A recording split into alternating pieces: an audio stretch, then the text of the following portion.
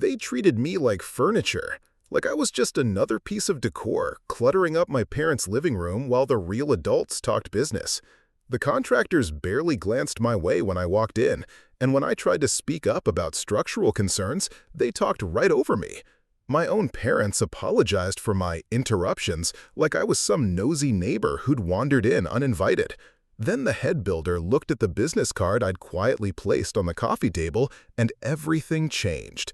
Before we jump back in, tell us where you're tuning in from, and if this story touches you, make sure you're subscribed, because tomorrow I've saved something extra special for you.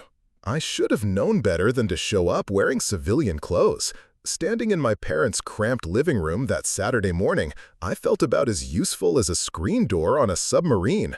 Mom had asked me to come by for moral support during their contractor meeting, but it was clear from the moment I walked through the door that my presence was more obligation than asset. The three-man construction crew had spread their papers across every available surface, transforming the familiar space into a temporary headquarters that somehow made me feel like an outsider in my own childhood home.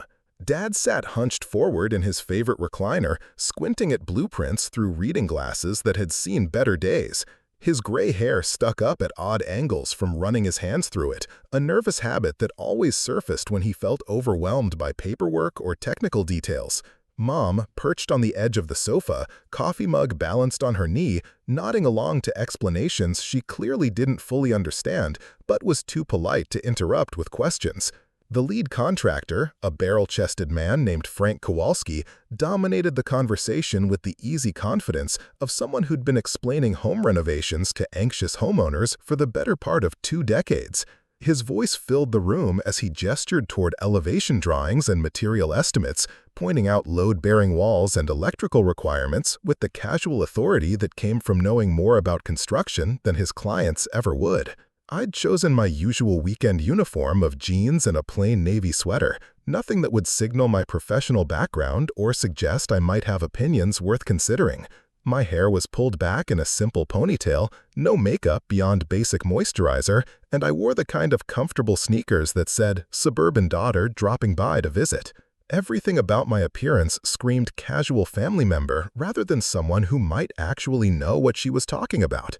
The other 2 contractors, both younger men who clearly deferred to Kowalski's experience, had acknowledged my presence with polite nods when Mom introduced me as our daughter Sarah, but their attention quickly returned to the business at hand. I might as well have been the family cat for all the relevance they assigned to my being there. "Now, Mrs. Patterson," Kowalski was saying, tapping his pen against a structural diagram, "we're talking about removing this wall here to open up the kitchen to the dining area. It'll give you that modern, open concept feel you're looking for, very popular with today's buyers if you ever decide to sell." I shifted in the corner chair where I'd settled with my own cup of coffee, studying the plans from my angle across the room. Something about the wall configuration bothered me, but I waited for a natural break in the conversation before speaking up. "Excuse me," I said, during a pause while Kowalski flipped through his estimate sheets, "is that wall load-bearing?"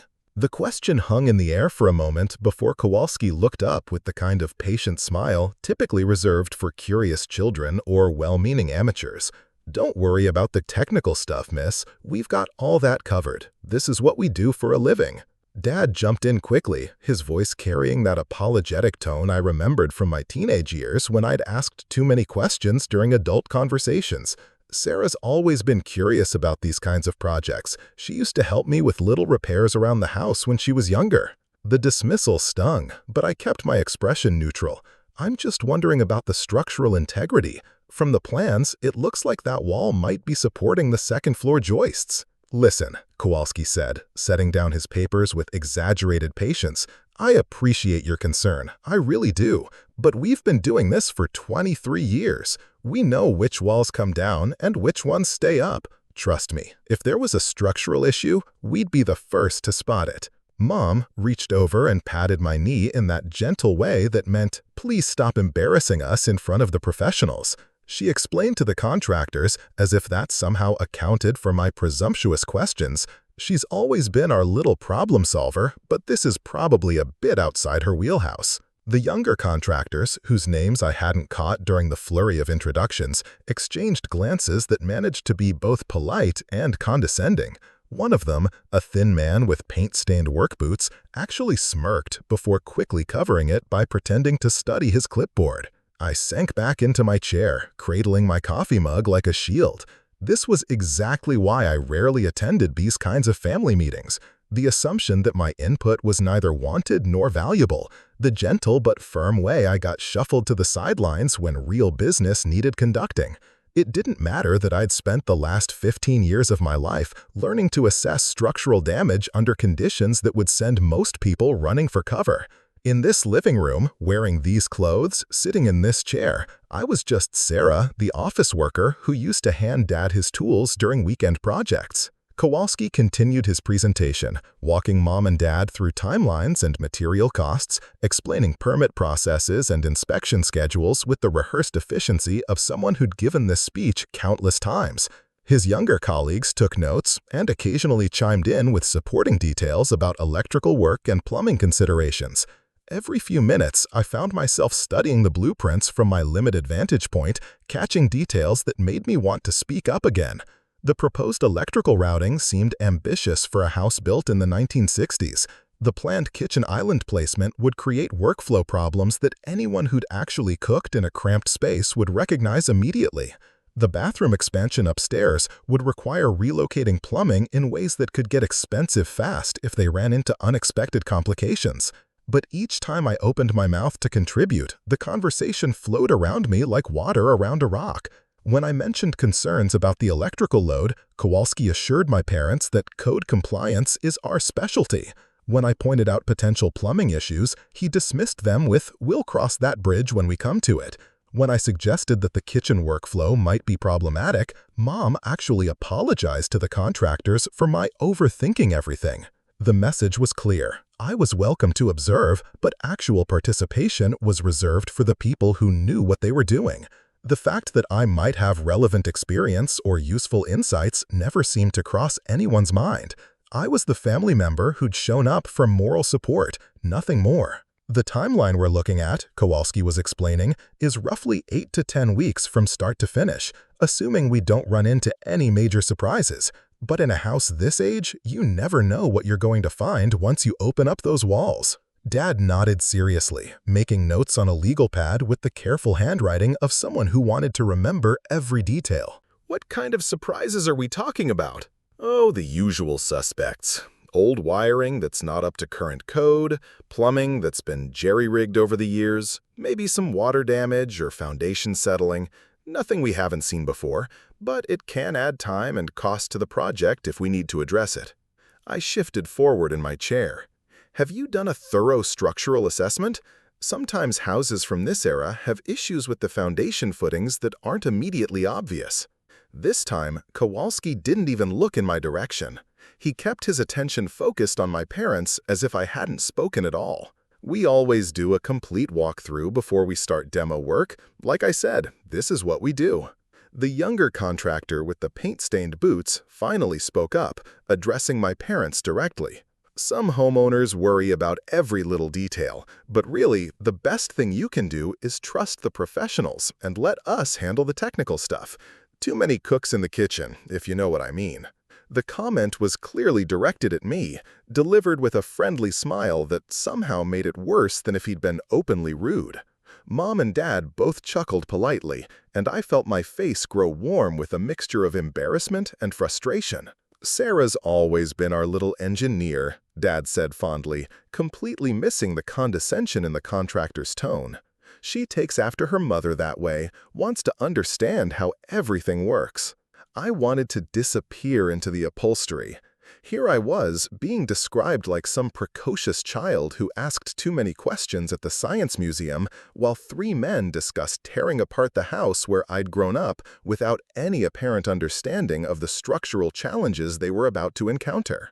The meeting continued for another hour, covering details about material selections, color schemes, and finish options. Mom got excited about granite countertops and subway tile backsplashes.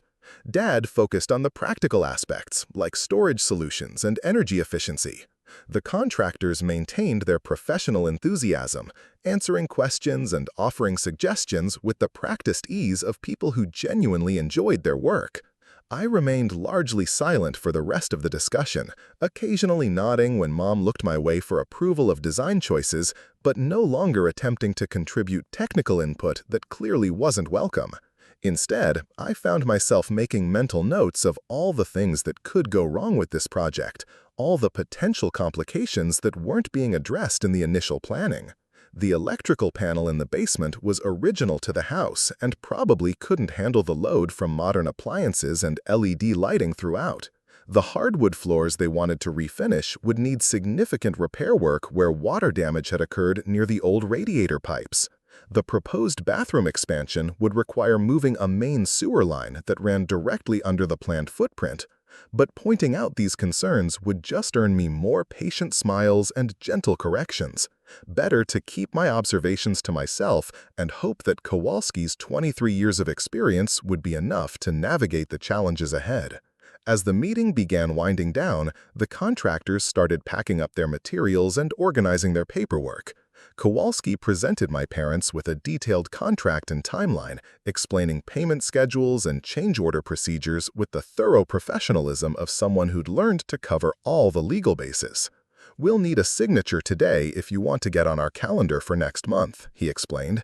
"Spring and summer are our busy seasons, so scheduling fills up pretty quick." Mom and Dad exchanged glances, that married couple telepathy that let them conduct entire conversations without words. Dad gave a small nod, and Mom smiled her agreement. "I think we're ready to move forward," Dad said, reaching for his pen. "This all looks very comprehensive." I watched him sign the contract, committing to a project that could easily exceed their budget and timeline if the contractors encountered even half the complications I'd identified. But my opinion hadn't been solicited, and offering it now would just create family tension without changing the outcome. The contractors shook hands with my parents, exchanging business cards and discussing the next steps in the process. Permits would be filed, materials would be ordered, and demolition would begin in 3 weeks. Everything was official, professional, and completely out of my hands. As they gathered their things to leave, I remained in my corner chair, finishing the last of my coffee and trying to figure out how to gracefully extract myself from the aftermath of this meeting. Mom would want to talk about fabric choices and cabinet hardware. Dad would want to discuss the financial aspects and contingency planning. Both conversations would assume I was just the supportive daughter who'd showed up to listen, rather than someone who might have useful insights about project management or risk assessment. That's when I remembered the business card in my purse. I'd grabbed it from my office earlier in the week, thinking it might be useful if the contractors had questions about permitting or inspection requirements. It was just a standard professional card, nothing fancy or dramatic, but it contained information that might shift the dynamic of this conversation if anyone bothered to read it. Standing up from my chair, I walked over to the coffee table where the contractors had left their materials scattered across the surface. Without saying anything, I placed my business card next to their estimate sheets, positioning it where it would be visible but not obvious. The card was simple white stock, with black lettering, professionally printed but unremarkable in appearance. Just my name, title, and contact information, the same as millions of other business cards exchanged every day in offices and meeting rooms across the country. But sometimes, context was everything. Kowalski was still explaining warranty details to my parents when his colleague with the paint-stained boots noticed the card. He glanced at it absently while organizing his clipboard, then did a double take that would have been comical under different circumstances. His eyes widened as he read the text, and he immediately reached over to tap Kowalski on the shoulder. "Frank," he said quietly, "you might want to look at this." But Kowalski was in full professional mode, wrapping up his sales pitch with practiced enthusiasm. "Like I was saying, Mrs. Patterson, we stand behind all our work with a 5-year guarantee on structural modifications and a 2-year warranty on finish work. You won't find better coverage anywhere in the city." The younger contractor tried again, more insistently this time. "Frank, seriously, look at the card." "Not now, Kevin," Kowalski replied without turning around. Preparing and narrating this story took us a lot of time, so if you are enjoying it, subscribe to our channel. It means a lot to us.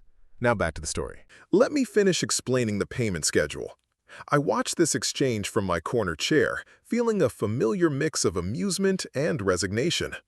Even when evidence of my qualifications was literally placed in front of them, it took multiple attempts just to get someone's attention. The assumption that I couldn't possibly have anything important to contribute was so ingrained that contrary evidence barely registered. Kevin, apparently, was more persistent than his boss gave him credit for. He picked up my business card and walked around to where Kowalski could see it, holding it directly in his line of vision. "Colonel Sarah Miller, P.E.," he read aloud, his voice carrying a note of uncertainty that suggested he wasn't quite sure he was reading correctly. "A U.S. Army Corps of Engineers, Structural Assessment Division." The room went quiet in the way that happens when someone drops a piece of information that doesn't fit the established narrative. Mom's coffee mug paused halfway to her lips. Dad looked up from the contract he'd been reviewing. The third contractor, who'd been packing blueprints into a leather portfolio, stopped what he was doing and turned toward our corner of the room. Kowalski took the card from Kevin's hand, studied it for a long moment, then looked at me with the expression of someone trying to reconcile two completely different versions of reality. "Colonel?" he said, the word coming out like a question despite the clear evidence he was holding. I nodded once, keeping my expression neutral. "Structural engineer, currently assigned to infrastructure assessment for military installations in the Western District. I've been on leave this week visiting family." The silence stretched on for several seconds while everyone processed this information. My parents were staring at me like they'd never seen me before, which wasn't entirely unreasonable. I'd never discussed the specifics of my military career in detail, partly because most civilians found the technical aspects boring, and partly because I'd learned that mentioning my rank often changed the dynamic of social interactions in ways that weren't always helpful. "You never said," Mom whispered, her voice carrying a mix of pride and confusion. "I mean, we knew you worked for the government, but you always just said you were in engineering." "I am in engineering," I replied simply. "Just happens to be military engineering." Kowalski was still holding my business card, turning it over as if he expected to find additional information on the back. "How long have you been doing structural assessment work?" 15 years active duty, specializing in rapid structural evaluation under combat conditions. Before that, I did earthquake damage assessment in California and hurricane damage evaluation along the Gulf Coast. I kept my tone conversational, stating facts rather than making any kind of point about their earlier dismissals. Kevin had gone slightly pale. Combat conditions? Sometimes infrastructure gets damaged in war zones, roads, bridges, buildings that need to be evaluated quickly for safety and usability. You learn to spot structural problems fast when people's lives depend on accurate assessments. The third contractor, whom I now noticed wore a faded Marine Corps tattoo on his forearm, had straightened up in a way that suggested military recognition. "Where were you deployed, ma'am?" "Afghanistan, 2018 through 2020. Iraq before that, and a rotation in Syria during the infrastructure rebuilding phase." I wasn't trying to impress anyone, just providing context that might explain why I'd had opinions about load-bearing walls and foundation concerns. Dad set down his pen and leaned back in his recliner, studying me with newfound attention. "Sarah, why didn't you tell us? All this time, we thought you worked at some desk job downtown." "I do work at a desk, just happens to be a military desk, where I analyze structural integrity reports from field engineers and recommend repair priorities for damaged facilities." I shrugged, uncomfortable with the sudden intensity of everyone's attention. "It's not that different from civilian engineering work, just with more bureaucracy and occasionally more urgent deadlines." Kowalski had found his voice again, though he still seemed to be adjusting to this new reality. "Ma'am, when you were asking about load-bearing walls and foundation concerns, you were speaking from professional experience." "I was asking because the blueprints showed potential structural issues that weren't being addressed in your initial assessment." I kept my tone neutral, not wanting to sound confrontational now that they were actually listening. "In my experience, it's better to identify these problems during the planning phase rather than discover them mid-construction." Kevin was shuffling through the blueprints with newfound urgency. What kind of issues are we talking about? I stood up from my corner chair and walked over to where they'd spread the plans across the coffee table. For the first time all morning, the contractors stepped aside to give me a clear view of the drawings, their body language shifting from polite tolerance to professional attention. "This wall here," I said, pointing to the one they'd planned to remove. "According to the original construction drawings, it's supporting a steel beam that carries the load from the second-floor joists. Remove it without proper reinforcement, and you'll get sagging floors upstairs, possibly cracking in the ceiling below." Kowalski nodded slowly, following my explanation with the attention he should have given it 2 hours ago. "What would you recommend?" "Temporary support posts during construction, then either a steel beam installation or architectural columns to carry the load permanently. It's not complicated work, but it needs to be engineered properly." I traced the structural elements with my finger, showing how the load path worked from the roof down to the foundation. The cost difference is maybe $3,000, but the alternative is major structural repairs down the road. The marine contractor was studying the electrical plans now. What about the power supply issues you mentioned? The existing panel is rated for 100 amps, but your renovation plans include a lot of new electrical loads, modern kitchen appliances, additional lighting, possibly air conditioning improvements.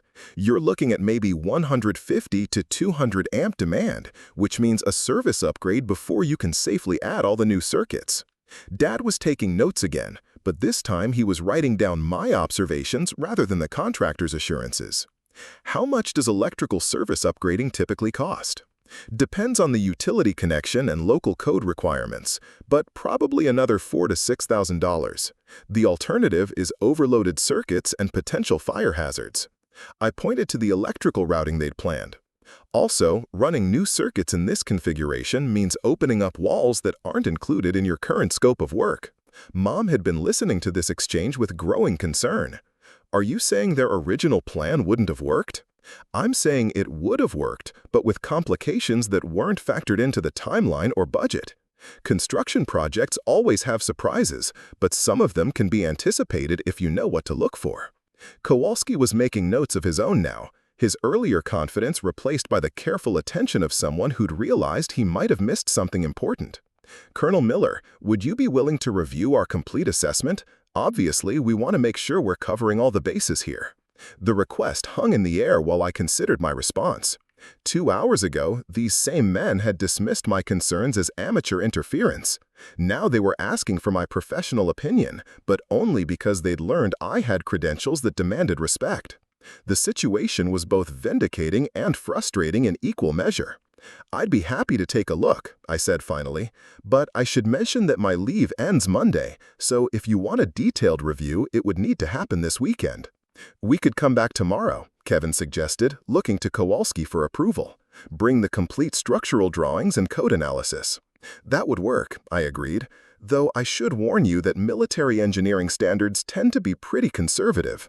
I might recommend modifications that go beyond minimum code requirements. The marine contractor actually smiled at that. "In my experience, ma'am, conservative engineering is usually cheaper in the long run than fixing problems later." "That's been my experience too," I replied, appreciating the understanding that came from someone who'd seen what happened when corners got cut on important details. Mom and Dad were watching this exchange with expressions that mixed pride with bewilderment. Their daughter, whom they'd introduced as someone who worked in an office downtown, was suddenly being treated as an expert whose opinions mattered. The transformation was dramatic enough to be almost surreal.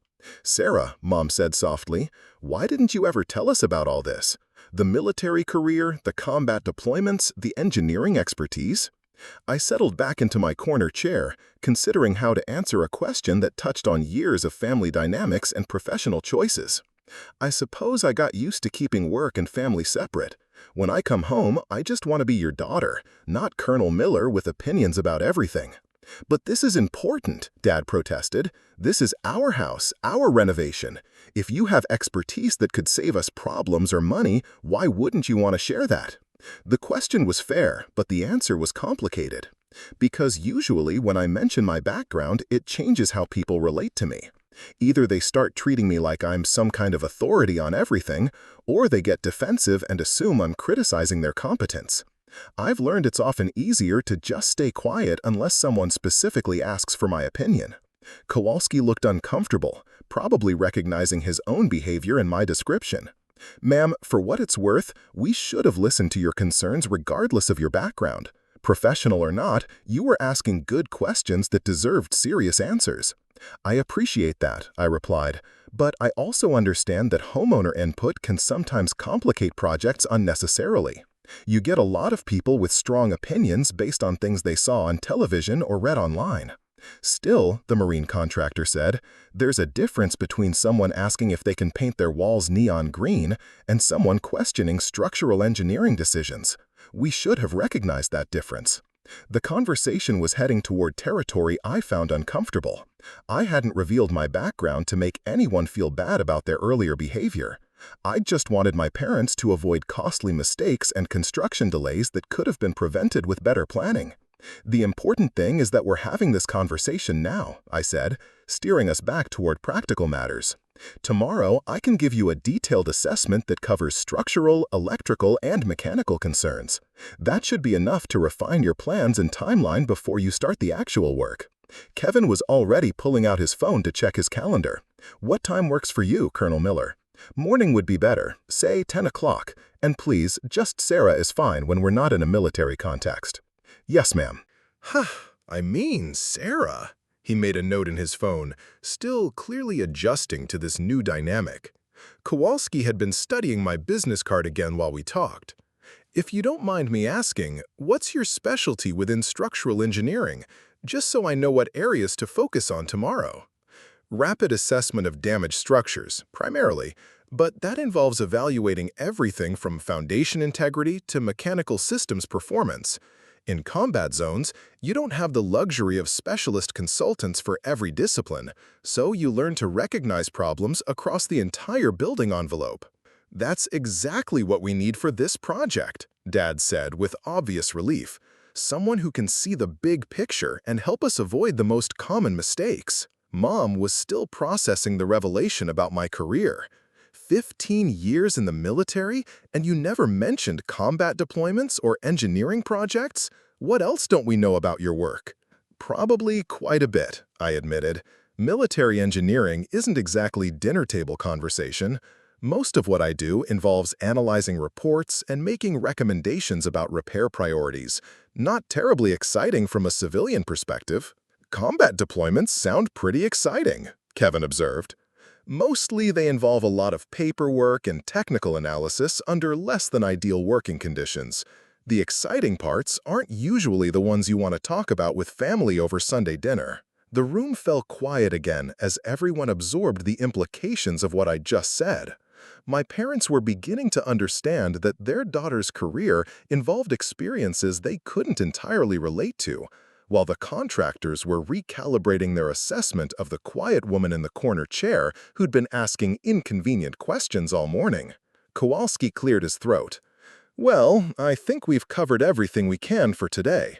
Tomorrow, we'll bring complete drawings and get your professional input on the structural modifications. Should make for a much better project outcome. I'm looking forward to it, I replied honestly. It'll be nice to work on something that doesn't involve assessing blast damage or earthquake retrofits. The contractors began packing up their materials again, but the atmosphere had completely changed from 2 hours earlier. Instead of polite dismissal of the homeowner's daughter, there was professional respect for a colleague whose expertise might prevent costly mistakes. The transformation was gratifying, even if it had required revealing more about my background than I typically preferred.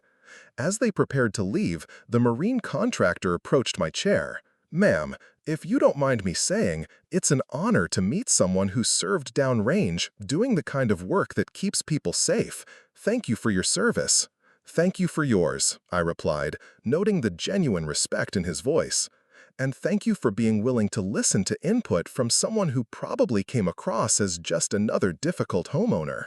Not difficult, he corrected, just thorough. That's exactly what this kind of project needs. After the contractors left, the house felt different. Mom and Dad sat in their chairs, staring at me like I'd just performed some kind of magic trick they couldn't quite figure out. The business card that had changed everything still lay on the coffee table, a small rectangle of paper that somehow contained the power to transform dismissal into respect. 15 years, Dad said finally, breaking the silence that had settled over the living room. 15 years, and we thought you pushed papers around in some government office building. I pulled my legs up into the corner chair, wrapping my arms around my knees in a position that probably looked more like their little girl than the military officer I'd revealed myself to be. I do push papers around, just happens to be engineering reports and structural assessments instead of insurance claims or budget forecasts. Mom was still holding her coffee mug, though the contents had long since gone cold. Combat deployments, Sarah. You were in actual war zones and you never told us. We worried about you being lonely in whatever city you were stationed in, and all this time you were dodging bullets and analyzing bomb damage? I wasn't dodging bullets, I corrected gently. Most of my deployment time was spent in relatively secure areas, evaluating infrastructure and making recommendations for repairs. The dangerous work was usually handled by other people. Usually, Dad repeated, catching the qualification in my statement. I sighed, recognizing that my careful word choices weren't going to satisfy their newfound curiosity about my career. Sometimes, field assessments required going to locations that weren't completely secure, but I was never alone, and there were always security protocols in place. The conversation was heading into territory I'd avoided for years, not because I was ashamed of my service or traumatized by my experiences, but because explaining military life to civilians required a kind of translation that often created more confusion than understanding. How do you describe the routine nature of working in dangerous environments to people who considered driving in heavy traffic a significant risk? Why didn't you trust us enough to tell us? Mom asked, her voice carrying the hurt that came from realizing your child had been living a completely different life than the one you'd imagined. It wasn't about trust, I said, searching for words that would explain years of careful compartmentalization. It was about coming home. When I walked through that front door, I wanted to be Sarah, your daughter, not Colonel Miller with stories about structural damage and security concerns. Mom was still holding her coffee mug, though the contents had long since gone cold. Combat deployments, Sarah? You were in actual war zones, and you never told us? We worried about you being lonely in whatever city you were stationed in, and all this time you were dodging bullets and analyzing bomb damage? I wasn't dodging bullets, I corrected gently. Most of my deployment time was spent in relatively secure areas, evaluating infrastructure and making recommendations for repairs.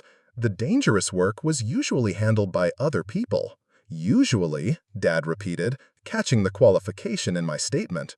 I sighed, recognizing that my careful word choices weren't going to satisfy their newfound curiosity about my career. Sometimes, field assessments required going to locations that weren't completely secure, but I was never alone, and there were always security protocols in place. The conversation was heading into territory I'd avoided for years, not because I was ashamed of my service or traumatized by my experiences, but because explaining military life to civilians required a kind of translation that often created more confusion than understanding. How do you describe the routine nature of working in dangerous environments to people who considered driving in heavy traffic a significant risk? Why didn't you trust us enough to tell us? Mom asked, her voice carrying the hurt that came from realizing your child had been living a completely different life than the one you'd imagined. It wasn't about trust, I said, searching for words that would explain years of careful compartmentalization. It was about coming home. When I walked through that front door, I wanted to be Sarah, your daughter, not Colonel Miller with stories about structural damage and security concerns. I wanted normal family conversations about normal family things. Dad leaned forward in his recliner, his expression intent. But this morning, you had expertise that could have saved us money and problems, and you almost didn't share it because we dismissed you as just our daughter who asks too many questions. I tried to share it, I reminded him. I asked about load-bearing walls and electrical capacity and foundation concerns. The information was the same whether it came from your daughter or from a structural engineer. The only thing that changed was how seriously people took it. That's exactly the problem, Mom said, setting down her mug with enough force to make the saucer ring. We should have listened to you because you're intelligent and observant, not because you have a military rank and professional credentials. She was right, but she was also missing the larger point about how expertise worked in the real world.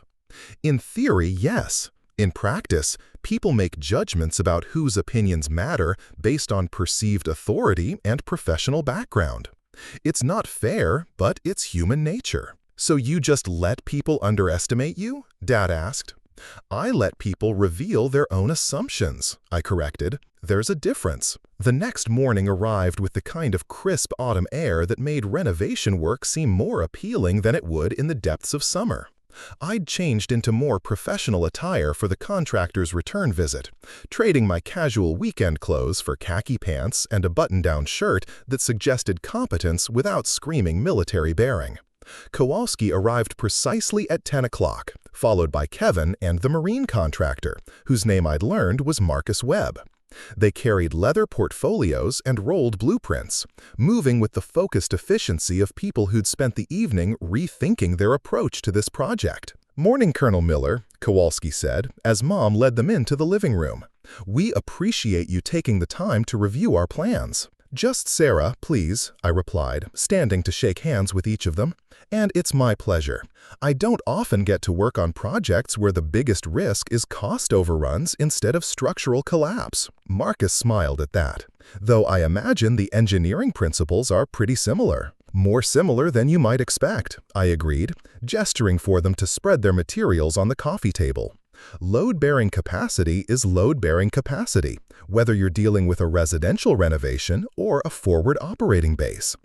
They'd brought everything this time: complete architectural drawings, structural calculations, electrical schematics, plumbing layouts, even soil surveys and foundation reports that dated back to the original construction. The transformation from yesterday's abbreviated presentation to today's comprehensive documentation was remarkable. "We spent some time last night reviewing our initial assessment," Kowalski explained as he organized the papers. "Based on your questions yesterday, we realized we might have been too focused on the cosmetic aspects of the renovation without giving proper attention to the structural implications." I nodded, settling into my chair and pulling the first set of drawings toward me. That's common with residential work. Homeowners get excited about how things will look, and contractors focus on delivering what the customer wants to see. The infrastructure usually works well enough that problems don't surface until later. Kevin had pulled out a notebook and pen, clearly prepared to document whatever observations I might offer. "Where should we start?" "Foundation and structural elements first," I said, spreading the original construction drawings alongside the renovation plans. "Everything else depends on having a solid base to work from." For the next 2 hours, I walked them through every concern I'd identified the previous day, plus several new ones that became apparent with access to complete documentation. The load-bearing wall they'd planned to remove was indeed critical to the structural integrity of the second floor. The electrical service upgrade would be necessary not just for the kitchen renovation, but for any future improvements they might consider. The plumbing modifications would require relocating a main sewer line that wasn't shown on their preliminary drawings. But beyond the specific technical issues, I found myself explaining the philosophy behind military engineering standards and how those principles might apply to civilian construction projects. "In combat zones," I told them, "we plan for worst-case scenarios, because failure isn't just expensive, it's potentially fatal." Obviously, residential construction doesn't involve the same life-and-death concerns, but the mindset of anticipating problems and building in redundancy can save a lot of headaches down the road. Marcus was nodding along, his military background giving him a context for understanding this approach. "Overbuilding costs more upfront, but usually pays for itself when things go wrong." "Exactly," I agreed, "and things always go wrong. The question is whether you've planned for the most likely problems or you're going to deal with them reactively when they surface during construction." Kowalski had been taking detailed notes throughout our discussion, occasionally asking clarifying questions about specific recommendations or alternative approaches. What would you estimate for additional costs if we implement all these modifications? I pulled out my phone and opened a calculator app, running through rough numbers based on current material costs and typical labor rates for specialized work. Structural modifications, maybe 8 to 10,000. Electrical service upgrade, another 6,000. Plumbing rerouting, probably 4 to 6,000, depending on how much excavation is required. Call it 20,000 total for everything. Dad whistled softly. That's a significant addition to our budget. It is, I acknowledged. But consider the alternative. If you proceed with the original plan and discover these problems during construction, you're looking at work stoppages, change orders, and emergency modifications that could easily cost twice as much.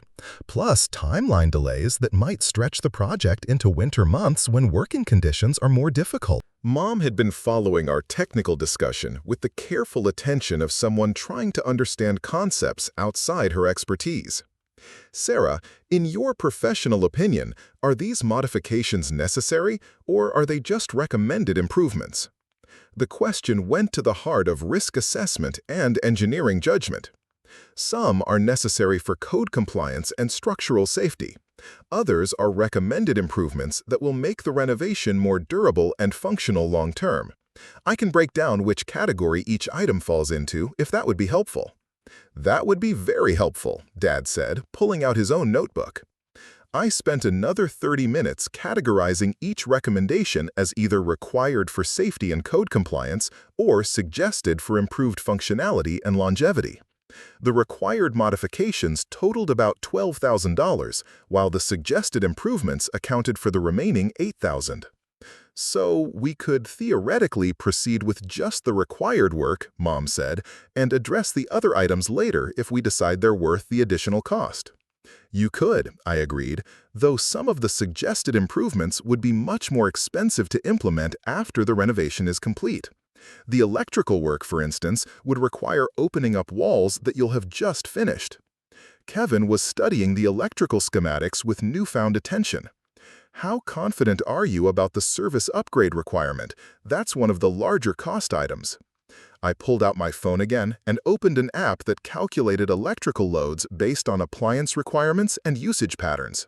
Let's run through the numbers together. Your existing service is rated for 100 amps, which was adequate when this house was built, but doesn't meet current standards for homes this size. For the next 20 minutes, I walked them through the electrical load calculations, explaining how modern appliances, lighting systems, and electronic devices created demand that exceeded what 1960s electrical systems were designed to handle. The new kitchen alone will draw about 60 amps at peak usage, I explained, showing them the calculations on my phone screen. Add in the rest of the house's electrical needs, and you're looking at demand that could overload the existing system. Marcus had been studying the electrical panel location on the house plans. What happens if we don't upgrade the service and just try to make the existing system work? Best case scenario, you'll trip breakers frequently when multiple appliances are running simultaneously, I replied. Worst case scenario, you'll overload circuits and create fire hazards that insurance companies don't like to cover. Kowalski made another note in his portfolio.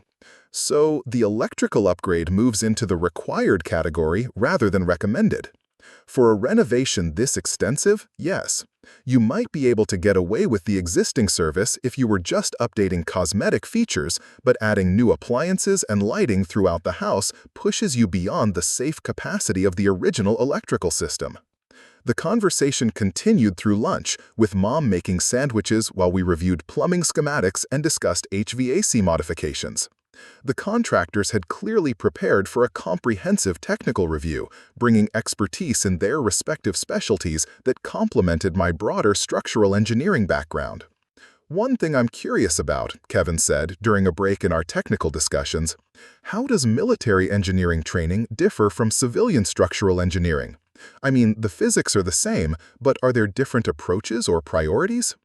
The question touched on something I rarely had occasion to explain to civilians. The biggest difference is probably time constraints and resource limitations. In combat zones, you're often making critical assessments with incomplete information under pressure of operational deadlines. You learn to identify the most important factors quickly and make decisions with higher uncertainty than you'd accept in civilian projects. That sounds incredibly stressful, Mom observed. It can be, I acknowledged, but it also teaches you to focus on what really matters structurally versus what's just cosmetic or conventional practice. When people's safety depends on your engineering judgment, you develop a pretty good sense of where the real risks are. Marcus leaned forward with obvious interest. Can you give us an example of how that applies to residential construction? I thought for a moment, considering how to translate military engineering priorities into terms that would be relevant for my parents' renovation project. In combat zones, we're constantly evaluating buildings that have sustained damage, earthquakes, or just years of neglect. You learn to look past surface appearances and focus on the fundamental structural elements that determine whether a building will remain standing. I gestured toward the blueprints spread across the coffee table. Applied to your renovation, that means spending money on foundation improvements and load-bearing modifications that you'll never see once the project is complete, rather than focusing all your budget on granite countertops and hardwood floors that look impressive but don't affect the structural integrity of the house. Dad was nodding thoughtfully. So you're saying we should prioritize the invisible improvements over the cosmetic ones? I'm saying you should understand the difference and make informed decisions about where to spend your renovation budget. Beautiful finishes don't matter much if your kitchen floor starts sagging because you removed a load-bearing wall without proper reinforcement. Kowalski had been quiet during this exchange, but now he looked up from his notes with an expression that mixed professional respect with something that might have been embarrassment.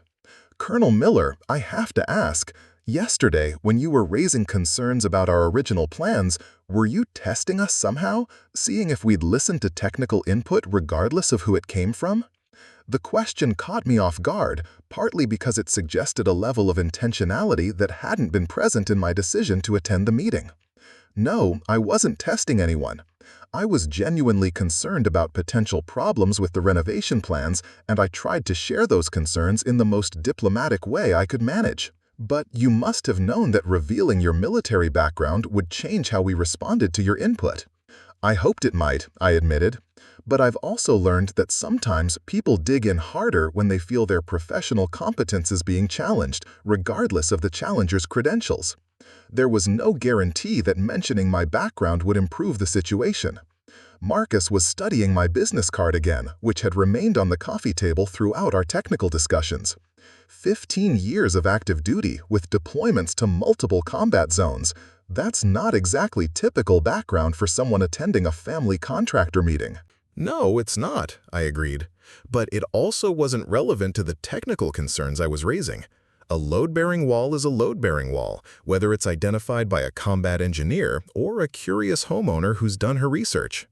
Except that people take technical concerns more seriously when they come from someone with established expertise, Mom said quietly.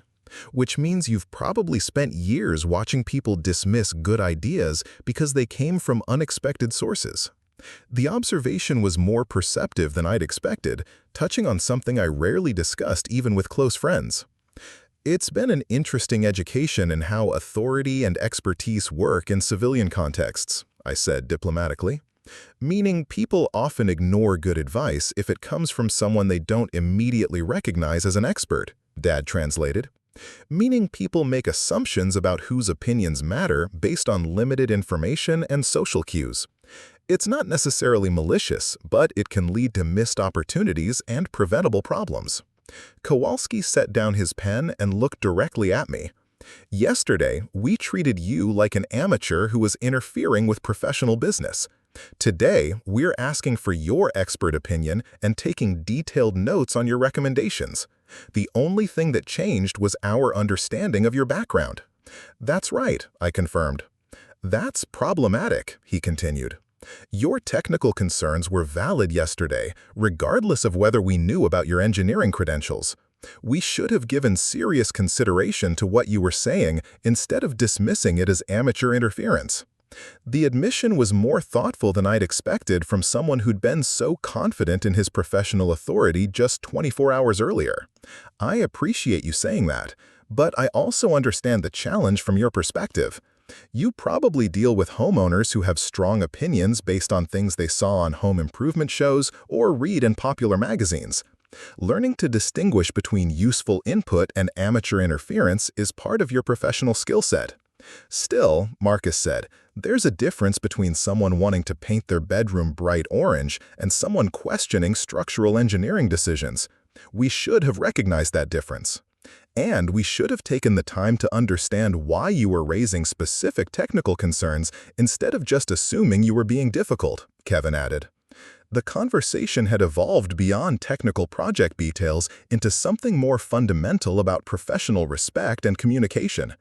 I found myself in the unusual position of defending the contractors who dismissed me the previous day, partly because I understood their perspective and partly because dwelling on past assumptions wouldn't improve the current project. The important thing is that we're having this conversation now, I said, echoing my comment from the previous day. You've got complete technical information, I've had a chance to review all the plans thoroughly, and my parents will end up with a much better renovation outcome than they would have otherwise. Plus, Dad added with a smile, we've learned that our daughter has been living a much more interesting life than we'd realized. I don't know about more interesting, I replied. Different, certainly, but analyzing blast damage and earthquake retrofits isn't exactly exciting from a family dinner conversation perspective. Maybe not, Mom said, but it's important work that we should have known about. We're proud of your service, Sarah, and we should have been proud all along, instead of thinking you were stuck in some boring government job. The comment highlighted something I'd been thinking about throughout our technical discussions. My careful compartmentalization of military and family life had been intended to protect both spheres from unnecessary complications, but it had also prevented my parents from understanding and appreciating what I actually did for a living. I suppose I've gotten used to keeping those parts of my life separate, I admitted. In military circles, talking about family relationships can sometimes create complications with operational security or professional relationships. In family circles, talking about military work often leads to conversations about politics or safety concerns that don't have easy answers. But this morning proved that those skills are relevant to family situations too, Dad pointed out. If we'd known about your engineering background, we would have asked for your input from the beginning, instead of stumbling into problems we could have avoided. That's true, I acknowledged. Though I have to admit, there was something satisfying about being underestimated and then proving that assumptions can be dangerous. Kowalski looked up from his notes with an expression that might have been rueful. From our perspective, it was a pretty effective reminder about the importance of listening to all input, regardless of the source. That's a lesson that applies beyond construction projects, Marcus observed. In military contexts, good ideas can come from anyone, regardless of rank or experience level. Dismissing input based on assumptions about someone's background is a good way to miss important information. And in construction, Kevin added, homeowners sometimes notice things that professionals overlook because they understand how they actually use the space. We should have been asking why you were concerned about specific issues instead of just explaining why your concerns weren't necessary. The afternoon session continued for another 2 hours, covering details about material selections, construction sequencing, and project management approaches that would minimize disruption to my parents' daily routine. The contractors had clearly done their homework overnight, bringing not just complete technical documentation, but also a revised project timeline that incorporated all my recommended modifications. With these structural and electrical changes, Kowalski explained, we're looking at roughly 12 weeks instead of the original 8 to 10. But that includes time for proper permits, inspections, and the additional specialized work that will make this renovation much more durable long-term. Dad was calculating numbers on his legal pad, working through the financial implications of the expanded scope. The additional cost is significant, but if it prevents bigger problems later, it sounds like money well spent. It is, I assured him, and you're addressing everything at once rather than dealing with these issues piecemeal over the next few years. That's much more cost-effective from both financial and disruption perspectives. Mom had been studying the revised timeline with obvious interest. 12 weeks takes us into January. Is that going to create problems with working conditions or material availability? Some challenges, Kowalski admitted, but nothing we can't handle with proper planning. The major structural work will be completed before the worst winter weather, and interior finishing can continue regardless of outside temperature. Plus, Marcus added, completing the project during slower construction season means better attention from subcontractors and potentially better pricing on some materials. As the meeting wound down, the contractors began organizing their materials with the satisfied efficiency of people who felt confident about their project plan. The transformation from yesterday's abbreviated presentation to today's comprehensive technical review was remarkable, not just in scope, but in the fundamental approach to professional communication. Colonel Miller, Kowalski said as he packed his blueprints, "I want to thank you for the time you've invested in this review. Your recommendations will make this a much better project, and I hope we've learned something about the importance of listening to all input, regardless of assumptions about expertise." "I appreciate that," I replied, "and please, it's just Sarah when we're talking about civilian projects. Save the military courtesy for when you need something that requires security clearance." Kevin smiled at that. "Noted, though I have to say, it's been educational working with someone who brings military engineering standards to residential construction. I suspect we'll be incorporating some of these approaches into our standard assessment procedures." "That would be valuable," I agreed. "The fundamental engineering principles apply regardless of context. It's just a matter of adapting military standards for civilian applications and budget constraints." Marcus had been studying my business card one final time before tucking it into his portfolio. "Ma'am, if you don't mind me asking, what's next for you professionally? More deployment rotations, or are you transitioning to different kinds of assignments?" The question touched on career decisions I'd been considering for several months. "Actually, I'm approaching my 20-year mark, which means decisions about whether to stay in for a full military career or transition to civilian engineering work. This project has been a nice reminder that there are interesting technical challenges outside the military context." "Well," Dad said, "if you ever decide to leave the Army, it sounds like you'd have no trouble finding work as a civilian structural engineer." "The skills are certainly transferable," I agreed, "though I'd probably miss the variety that comes with military assignments. Civilian engineering tends to be more specialized, while military work requires being competent across multiple disciplines." "Either way," Mom said, "we're just grateful that you were here to help us avoid what could have been a very expensive set of mistakes."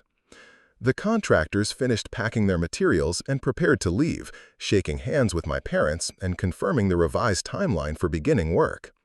The professional respect that had developed over the course of our technical discussions was a marked contrast to the polite dismissal that had characterized yesterday's initial meeting.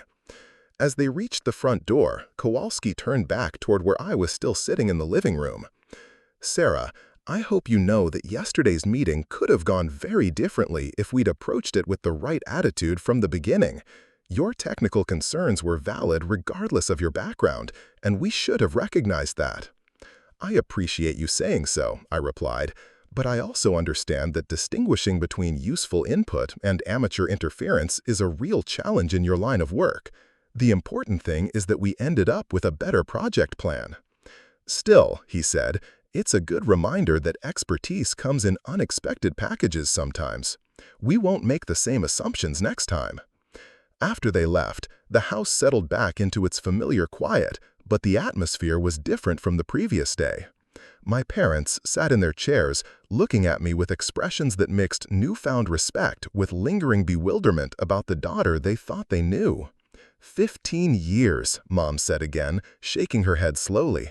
Combat deployments, structural engineering, all of it hidden behind "I work for the government in an office downtown." "Not hidden," I corrected gently, "just compartmentalized. There's a difference." "Is there?" Dad asked. "Because from our perspective, it feels like you've been living a completely different life than the one we imagined." The observation was fair, though it simplified the complex reasons behind my decision to maintain separation between military and family life. "I suppose I have been, but that was intentional, not deceptive.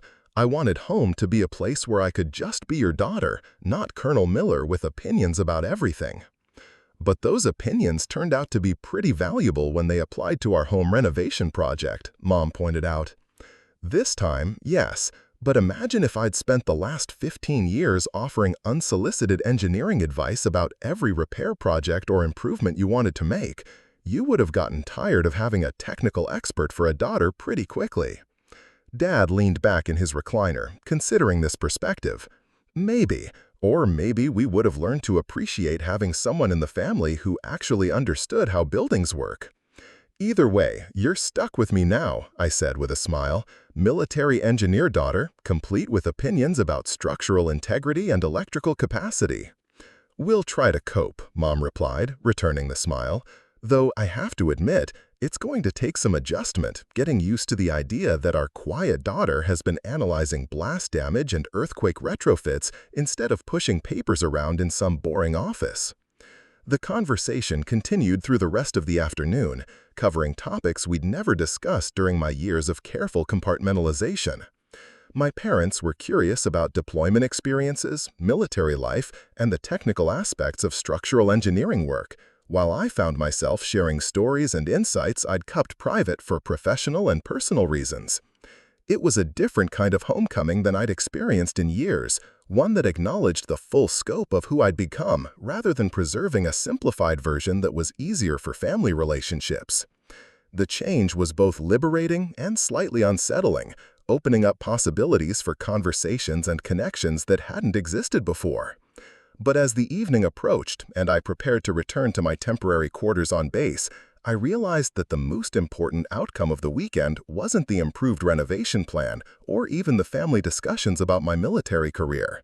It was the reminder that assumptions could be dangerous in any context and that expertise sometimes came in packages that didn't announce themselves with obvious authority. The contractors had learned something about listening to input regardless of its source. My parents had learned something about their daughter's professional life, and I'd been reminded that compartmentalization, while useful for managing complex relationships, could also prevent valuable connections and understanding. Sometimes, the most important lessons weren't found in engineering manuals or military doctrine. Sometimes they emerged from the unexpected intersection of different worlds, when assumptions collided with reality and forced everyone involved to reconsider what they thought they knew. The renovation project would proceed with proper structural reinforcement, adequate electrical capacity, and careful attention to the invisible infrastructure that would determine its long-term success. But beyond the technical improvements, it had become an education in respect, communication, and the dangers of underestimating quiet competence. Not bad outcomes for a simple contractor meeting that had started with dismissive assumptions and evolved into professional collaboration. Sometimes the best engineering happened not in the technical details, but in the human dynamics that determined whether good ideas got heard and implemented. 3 months later, I stood in my parents' transformed kitchen watching Dad make coffee in the space that had once been a cramped galley with outdated appliances and questionable electrical work. The renovation had finished on schedule and within the revised budget. Every structural modification properly implemented, every system upgraded to current standards. The morning light streamed through new windows onto granite countertops that rested securely on reinforced supports. The kitchen island sat exactly where we'd planned it, with electrical outlets that drew power from a service panel rated for modern demands. Overhead, the ceiling showed no signs of sagging despite the load-bearing wall that had been removed and properly replaced with engineered supports. "Coffee's ready," Dad announced, filling mugs from a machine that would have overloaded the original electrical system. Still can't believe how smoothly everything went once we had the right plan in place. I accepted the mug gratefully, savoring both the warmth and the satisfaction of seeing a project completed correctly. Good planning usually pays off in construction projects. The time you spent getting the details right up front saves multiples of that time later when you're not dealing with emergency modifications. Mom emerged from the new pantry, arms full of groceries that fit comfortably in storage space that hadn't existed in the original design. I was just telling Mrs. Henderson next door about how the whole project changed once the contractors realized you knew what you were talking about. She said her nephew is planning a major renovation and asked if you might be willing to take a look at his plans. The request wasn't surprising. Word had gotten around the neighborhood that the Pattersons' daughter was some kind of engineering expert who'd helped them avoid costly mistakes during their kitchen renovation. What people didn't fully understand was how that expertise had almost gone unused because everyone assumed the quiet woman in the corner had nothing valuable to contribute. "I'd be happy to look at his plans," I replied, though I should mention that I'm transitioning out of active duty next month. Civilian consulting might become a regular part of my schedule. Dad looked up from his coffee with obvious interest. "You're leaving the Army?" 20 years is a good career," I said, settling onto one of the new bar stools that had been positioned to take advantage of the improved sightlines through the open concept space. The decision had been months in the making, influenced by factors that went beyond any single experience or revelation. But the contractor meeting had certainly played a role in helping me understand how my military engineering background might translate to civilian applications. The technical skills were directly transferable, but more importantly, the approach to problem solving and risk assessment seemed to have value in contexts I hadn't previously considered. "Will you miss it?" Mom asked, joining us at the kitchen island that had become the natural gathering point for family conversations. "The military career, I mean. All those years of service and deployments and important work." I considered the question while looking around the renovated space that represented successful collaboration between military engineering standards and civilian construction practices. "I'll miss the variety and the sense of mission that comes with military service, but I'm looking forward to applying those same skills to projects where the biggest risk is budget overruns instead of structural failure under combat conditions." The phone rang before anyone could respond, interrupting our morning coffee ritual with the electronic urgency that had become background noise in modern life.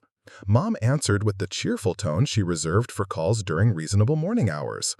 "Patterson residence," she said, then listened for a moment before looking in my direction.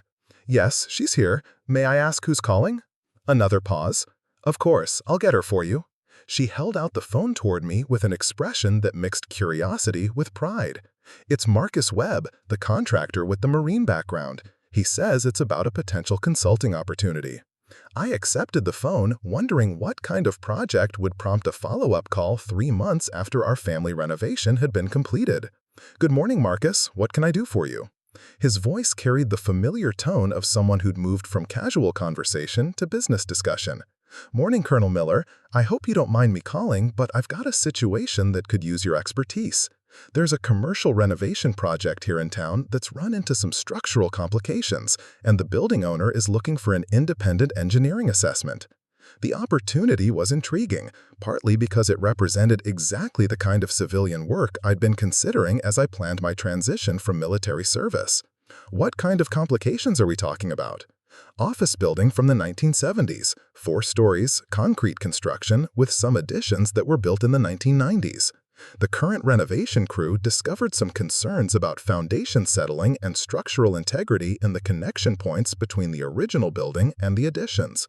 The owner wants a thorough assessment before they proceed with interior modifications." I found myself mentally shifting into the analytical mode that had defined my military engineering career, evaluating information and identifying the key technical questions that would need to be addressed. Sounds like the kind of project where proper assessment could prevent much more expensive problems later. "Exactly what I was thinking," Marcus agreed. "Based on what we learned during your parents' renovation project, I suggested to the building owner that he might want to bring in someone with your background and approach to structural evaluation." The recommendation was flattering, but it also represented something more significant than professional courtesy. 3 months ago, Marcus and his colleagues had dismissed my input as amateur interference until they learned about my military background and engineering credentials. Now he was actively seeking out that expertise for a complex commercial project. "I'd be interested in taking a look," I said, already thinking through the logistics of site evaluation and technical assessment procedures. Though I should mention that I'm in the process of transitioning from military to civilian work, so this would be one of my first independent consulting projects. "Even better," Marcus replied. "The building owner is specifically looking for fresh perspective from someone who isn't already invested in the existing construction approach. Your military engineering background and the way you handled our initial assumptions during the Patterson project suggest you'd bring exactly the kind of independent analysis he's looking for. After we finished discussing project details and scheduled a site visit for the following week, I hung up the phone and returned to my coffee, processing the implications of this unexpected opportunity. In the span of a single phone conversation, I'd essentially begun my transition from military structural engineer to civilian consulting engineer. "Good news?" Dad asked, noting my thoughtful expression. "Potentially very good news," I replied. "Marcus just offered me my first civilian consulting project, commercial building assessment that could turn into ongoing work if I handle it well." Mom smiled with obvious satisfaction. From being dismissed as the daughter who asks too many questions to being specifically recruited for your expertise, that's quite a transformation. The observation highlighted something I'd been thinking about throughout my transition planning. The contractor meeting had been a reminder that assumptions could work both ways. Just as people might underestimate expertise that didn't announce itself with obvious authority, they might also overvalue credentials without understanding the actual competence behind them. "The transformation isn't in my qualifications," I corrected gently. "It's in other people's recognition of those qualifications." The engineering knowledge was the same, whether I was wearing civilian clothes at a family meeting or presenting credentials to potential clients. "But recognition matters in professional contexts," Dad pointed out. "If people don't understand what you bring to the table, they can't make informed decisions about whether to seek your input." "That's true," I acknowledged, though it also means that people sometimes make decisions based on superficial indicators rather than actual competence. The challenge is figuring out how to communicate expertise effectively without either hiding it behind false modesty or leading with it in ways that alienate potential collaborators. The conversation touched on themes that had been relevant throughout my military career but would become even more important as I transitioned to civilian consulting work. In military contexts, rank and position provided clear indicators of authority and expertise that facilitated professional communication. In civilian contexts, establishing credibility required more nuanced approaches that balanced confidence with collaboration. "Speaking of professional communication," Mom said, "I've been thinking about what happened during that first contractor meeting and how different the outcome would have been if they'd listened to your concerns regardless of your background." "The technical outcome would have been the same," I agreed. "We would have identified the structural and electrical issues that needed to be addressed before construction began. But the interpersonal dynamics would have been very different if they'd taken my input seriously from the beginning instead of dismissing it as amateur interference." "Does that bother you?" Dad asked. "The fact that your expertise was initially dismissed based on assumptions about your qualifications?" I considered the question while looking around the successfully renovated space that represented the eventual triumph of good engineering over initial assumptions. It's frustrating when good ideas get ignored for bad reasons, but I also understand that people make judgments based on limited information, and those judgments aren't always accurate. "Still," Mom said, "there's something to be said for listening to technical concerns regardless of their source. Your questions about load-bearing walls and electrical capacity were valid whether they came from a structural engineer or just someone who'd done research about renovation projects." The point was important beyond the specific context of construction projects. In my military experience, some of the best insights had come from junior personnel who noticed details that senior officers missed, or from specialists in other disciplines who brought different perspectives to engineering challenges. "That's one of the things I hope to bring to civilian consulting work," I said. "The military teaches you to listen to input from unexpected sources because good ideas don't always come from the people with the most obvious authority." The morning continued with family conversation that covered topics ranging from my transition plans to neighborhood news to upcoming holiday celebrations. But underlying the casual discussion was a sense that relationships and expectations had shifted in fundamental ways since that first contractor meeting. My parents no longer saw me as just their daughter who worked in a government office somewhere downtown. I no longer felt the need to compartmentalize my professional expertise away from family interactions. The contractors who'd initially dismissed my input were now actively seeking it for complex commercial projects. Most importantly, everyone involved had learned something about the dangers of assumptions and the value of listening to technical concerns regardless of their source. Those lessons would be relevant long after the renovation project was completed and the new kitchen had become part of normal family life. As I prepared to leave for my final weeks of active duty before transitioning to civilian consulting work, I realized that the contractor meeting had become something more than just a family renovation project. It had been an education in communication, respect, and the importance of recognizing expertise even when it arrived in unexpected packages. The kitchen renovation was completed successfully, with every structural modification properly implemented and every system upgraded to current standards. But beyond the technical improvements, it had demonstrated that assumptions could be dangerous, that expertise came in many forms, and that listening carefully to technical concerns could prevent much more expensive problems later. Sometimes the most important engineering happened not in the structural calculations or material specifications, but in the human dynamics that determined whether good ideas got heard and implemented. That was a lesson worth remembering as I began my new career in civilian consulting, where success would depend as much on communication and relationship building as on technical competence. The renovation had taught everyone involved that quiet competence deserved respect, that assumptions could be costly, and that the best solutions often emerged from collaborative discussions where all input was valued, regardless of its source. Those were principles worth carrying forward into future projects and professional relationships. Up next, you've got 2 more standout stories right on your screen. If this one hit the mark, you won't want to pass these up. Just click and check them out.